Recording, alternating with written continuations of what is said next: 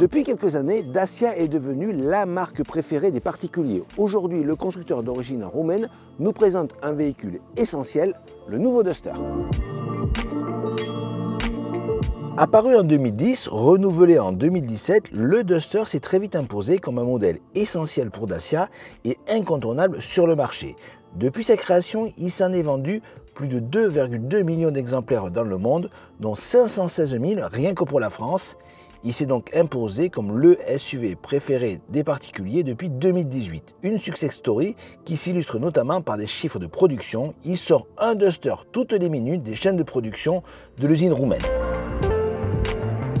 Comme vous pouvez le constater, ce nouveau Duster n'a rien à voir par rapport à la précédente génération. Mais rappelez-vous, en 2021, Dacia avait présenté un concept dénommé Bigster et ce nouveau Duster est vraiment une copie quasiment conforme de ce concept car. Alors bien sûr, on retrouve des traits caractéristiques de la marque, comme par exemple la nouvelle calandre qui est apparue il y a quelques mois. Vous avez une signature lumineuse en forme de Y à l'avant ou à l'arrière et on retrouve également des traits caractéristiques du Duster, comme par exemple les skis avant et arrière également. En clair, Dacia a voulu apporter un peu plus de robustesse et de séduction à son SUV tout en conservant les éléments qui ont fait son succès.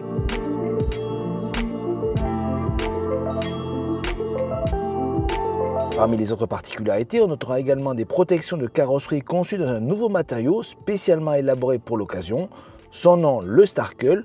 Contrairement à ce que l'on pourrait penser, les dimensions de ce nouveau Duster restent stables avec une longueur de 4,34 m, mais les proportions évoluent tout de même avec une ceinture de caisse plus haute et un capot désormais aligné à la ligne de caisse. Au final, ce nouveau Duster s'affirme comme une vraie réussite esthétique qui met un sérieux coup de vieux à l'actuel.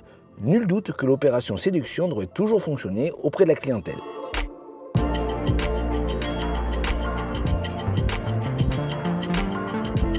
À l'intérieur, on retrouve une planche de bord totalement inédite. Le Duster cède à la modernité avec, face au conducteur, une instrumentation 100% numérique de 7 pouces. Vous pouvez avoir également un nouveau écran multimédia de 10 pouces. Tout cela permet d'avoir une nouvelle ambiance à bord. Une ambiance à bord avec une planche de bord assez robuste. On retrouve, vous voyez, par exemple, des traits très verticaux frappés du nom Duster.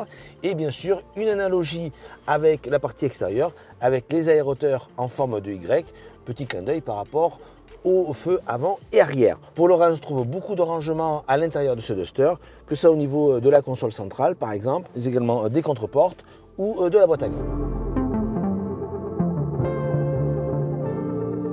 Pas de changement majeur en termes d'habitabilité aux places arrière. En revanche, le coffre progresse et atteint désormais 472 litres. Cela s'accompagne également d'une plus grande facilité d'usage avec un seuil de chargement plus bas et une ouverture de coffre plus grande. L'une des particularités de ce nouveau Duster réside aussi dans le fait qu'il se veut plus pratique. Il peut ainsi recevoir le pass-clip découvert sur le Jogger, les barres de temps modulables vues sur la Sandero, mais aussi un inédit système dénommé U-Clip. Elisa Ferrier, responsable produit du nouveau Duster, nous explique ce dispositif.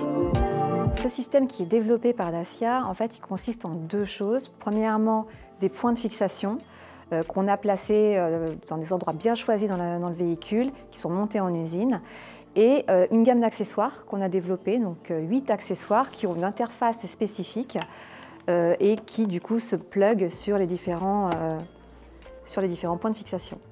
Donc, parmi les 8, on a le cube que vous voyez là, qui intègre un porte-gobelet, une petite lampe, et un petit accroche-sac qui d'ailleurs, les trois peuvent se dissocier et se mettre individuellement sur des fixations U-Clip dans le véhicule. On a également un porte-tablette qui se met à l'arrière des appuis-têtes par exemple. Ici, vous voyez un petit sac avec du coup l'interface nécessaire et on a également des portes-téléphones avec et sans charge à induction pour mettre devant le conducteur à côté de son écran. Au premier niveau d'équipement, on en a 4 en série. Donc, en série, ça veut dire monter en usine. Et ensuite, à partir du deuxième niveau d'équipement, donc le niveau expression, on a 6 points de fixation U-Clip dans le véhicule en série. Et les deux que vous voyez là derrière les appuis-têtes nécessitent un adaptateur spécifique qui, lui, est disponible en après-vente.